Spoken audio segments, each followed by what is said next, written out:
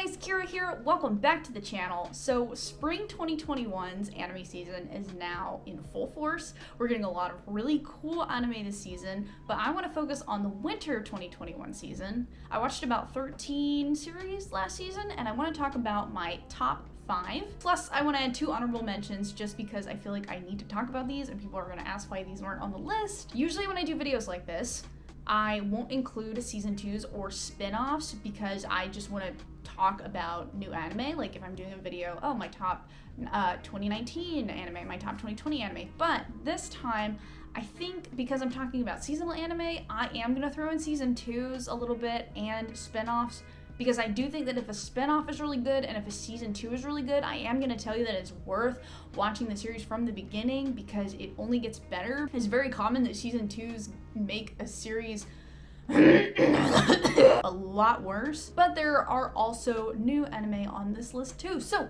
let's get started. The honorable mentions are in no order. So I'm gonna start by talking about Horimiya. I had read the manga for Horimiya before the anime aired, and I understand there was an OVA that aired a couple years ago and still continues to sometimes air episodes every now and then, but Horimiya is the okayest romance manga in my eyes. It's just okay.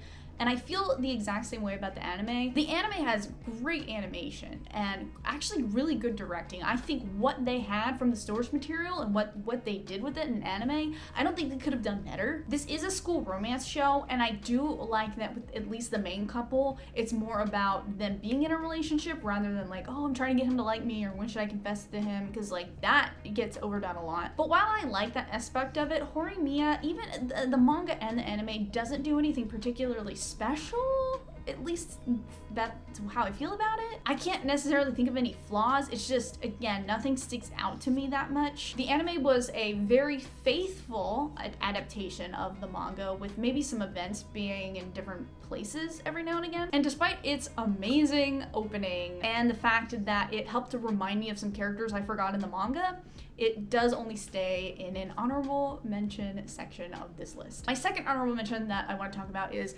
Quintessential Quintuplets Season 2.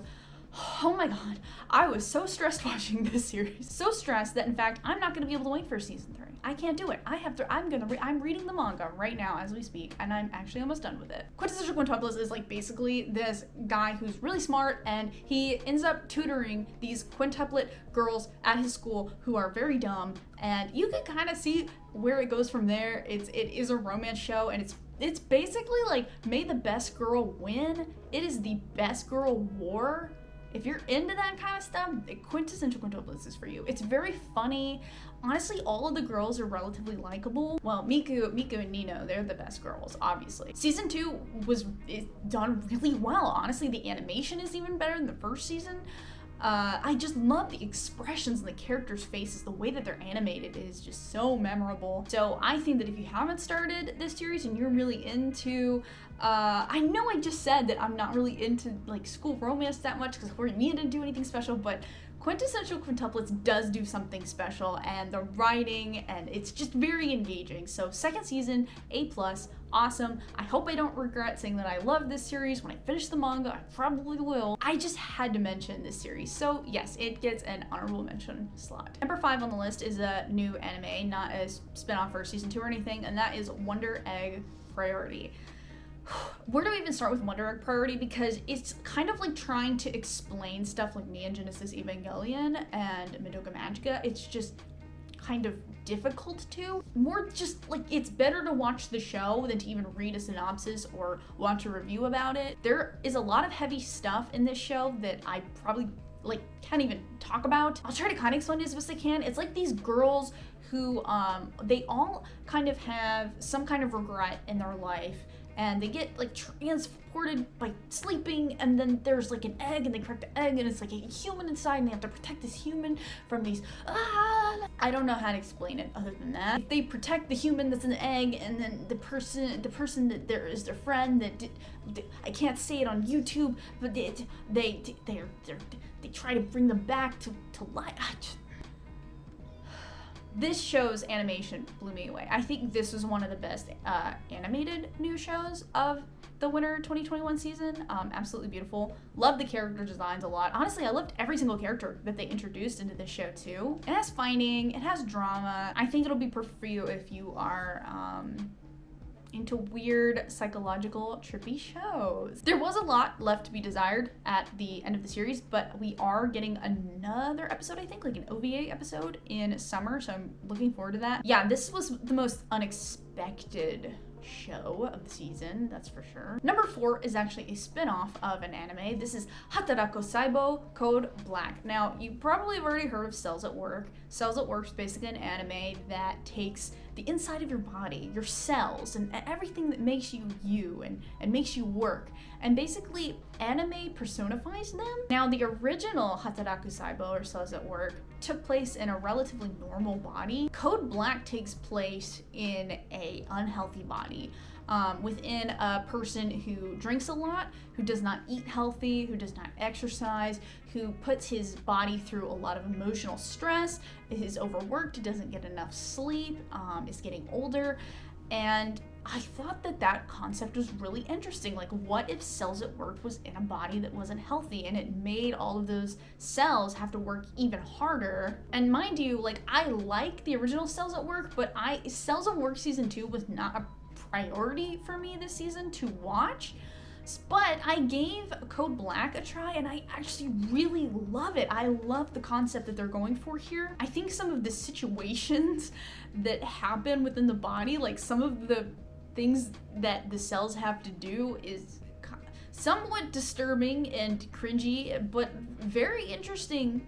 Very interesting. I just couldn't stop watching the series. I thought that it was better presented than even the original Cells at Work. So I think, like, if you could not really get into Cells at Work, or if you thought that Cells at Work got very maybe monotonous or repetitive, this one is still a little bit repetitive, but I care more about the individual characters in Hataraku Saibo Black than I did in the last one. So if you weren't even into Cells at Work, or even if you never watched the original Cells at Work, you could start with this one and be fine. I was just really impressed where they took this series, because they took it to some weird places. Number 3 is a show that I did not expect to love as much as I did. This one wasn't originally even on my radar until my friend was like, hey, the skating anime? That's right, SK8 the Infinity. Oh man, my friend told me, like, you gotta watch this show, and you know, I like shows like Haikyuu and Free and stuff like that, but generally, like, sports anime with dude characters are not historically my favorite. So I went into it very open-minded, and oh my god, I love it! You have this character named Longa, who is half Japanese and half Canadian, and he grows up in Canada and he loves snowboarding, but because of certain events that happen that you'll find out in the anime, he moves with his mother to Okinawa, Japan, which obviously does not have snow and obviously does not have snowboarding, so he has to basically give up one of his favorite hobbies to go move to Okinawa, where he meets Reiki, who is a really good skateboarder, and he eventually, like, learns to skate, and he gets into, like, these skateboard gangs and just all this ridiculous. You gotta keep in mind, like, if you're a skateboard person, you might hate this show because, like, physically these things should not happen, but it's anime, so you just have to accept it. I ended up loving the characters in the show. Every episode left me, like, wanting the next one. It is ridiculous. Ridiculous stuff happens, but, you know, go into it remembering that it's anime, it's skateboarding. It's like, come on. No one went into air gear taking it seriously. You're gonna have to go into this and not take it that seriously. I definitely recommend it. Like, if you are even slightly into stuff like Free and Haikyuu, this will be right up your alley. Plus, I liked that it took place in Okinawa, and you don't normally see that, so very cool show. I enjoyed it. Number 1 and 2 on this list take a big jump, like, on how much I love them. Number 2 is Yuru Camp Season 2. Now, Yuru Camp is one of my favorite anime of all time, so of course I was looking forward to the second season, and it's like, Yuru Camp just can't let you down. It follows high schoolers who, like, go camping one high schooler, like Rain, who goes camping like alone a lot of the time, and it's the most relaxing show, and you just watch these girls travel around Shizuoka and Yamanashi Prefecture and Izu Peninsula in Japan, and like I like to travel in Japan, and I like to watch cute anime girls traveling in Japan. It is so relaxing, it makes you forget your troubles, and I'm a big fan of relaxing anime. Like, I get very overwhelmed easily by a lot of like shonen that's just a bunch of like fighting. Like, no, I literally just want to watch a girl make a campfire and then read a book, and that's literally the episode. Can't even say that Yuru Camp Season 2 improves on Season 1. It's just the same good stuff, and it's exactly what I asked for. It's exactly what I needed. The only thing I actually do need from the series is more of it as Season 3. Make it happen. And my number one show for winter 2021 is No Biyori Season 3. Now, I will tell you that I struggled with what do I actually like more? I've loved No Biyori as a series since Season 1. Adore it. It follows elementary school girls who live in rural Japan, and it's just so heartwarming. They just go to school and then they play outside, and it's just how nice life is in middle of nowhere farmland Japan. It's funny, it's cute. It won't be for everyone, but this is like my second favorite anime of all time. So I knew going into Season 3 that it would be good, but I didn't expect it to be this good. Like, Season 3 blows all the other seasons out of the water. I don't know how they did it. I don't know how they improved upon the already perfect formula they have for these characters and the comedy, but they did. Remember when I said that Yuru Camp Season 2 did not improve upon Season 1? It didn't have to. And it's still great. Season 2 is great. But the fact that No Biyori Season 3 did the impossible by improving on its first 2 seasons is actually insane to me. I recommend it if you just want to watch something incredibly stupid but heartwarming at the same time. Just the relaxing life in Japan, in middle of nowhere Japan. I couldn't ask for more, except for more of it. That's what I can ask for. I try not to be too biased putting No Biyori in my number one spot because it is my second favorite anime of all time. But man, I really struggled. I was like, is Yuru Camp my second favorite? And my first favorite anime is Clannad.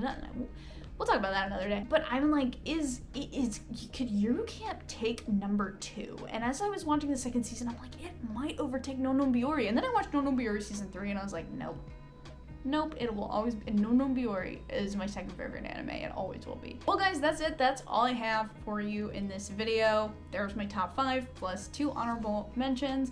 Let me know what your favorite anime was this season. Don't forget, guys, like the video if you liked it. Subscribe if you haven't yet for more anime and Japan content. Also, please let me know if I missed like a cool gem this season or something. Again, I watched like 13 shows, but there's definitely stuff that I probably missed. And before someone says spider, I don't like spiders. So what? I'm a spider. That show, I can't. I'm sorry. It's cute, but I'm arachnophobic, so natural. Thanks for watching, and I will see you next time. Bye.